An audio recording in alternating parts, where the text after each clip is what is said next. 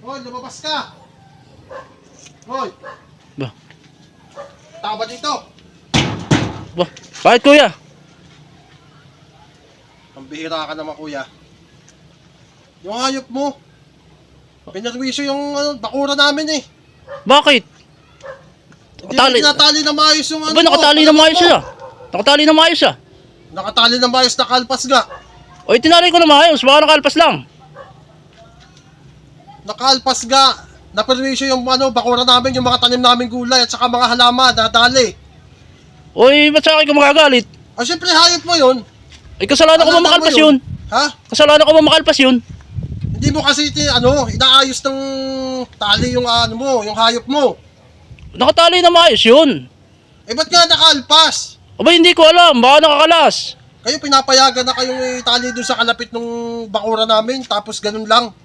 Wow, may dala ka pang pamalo. Parang mga hataw ka ata. Ah, syempre, dihado ako eh. Nakarto sa lugar mo, sa bahay mo.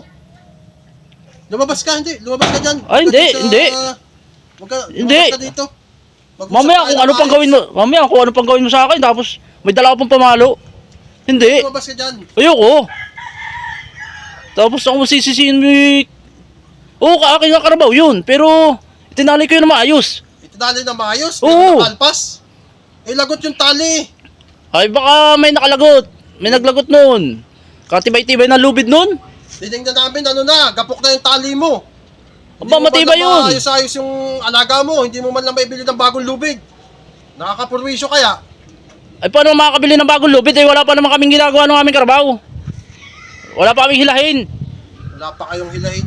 Ganyan naman kayo bagay nakakapurwisyo kayo. Natanggi kayo. Eh, paano naman kami napurwisyo?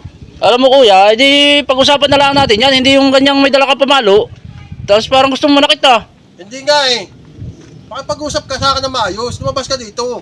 Ayaw ko, may dala ka pamalo. Mahirap na. Hindi pwede yung ganyan, kuya. Mahirap na. Pwede ka na makikipag-usap dyan sa malayo ka sa akin.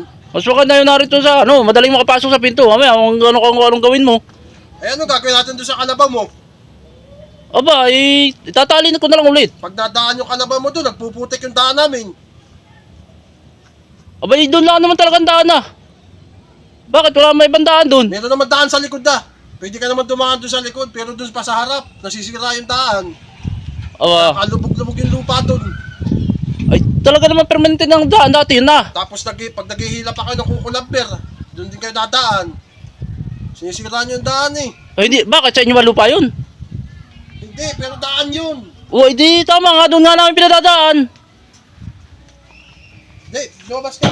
Ah, hindi. Mali yan, mali. Pag-usap ka na maayos sa akin. Hindi, mali yan, kuya. May dala kang Hindi, makipag-usap ka na maayos sa akin. Hindi pwede. Gusto mo daw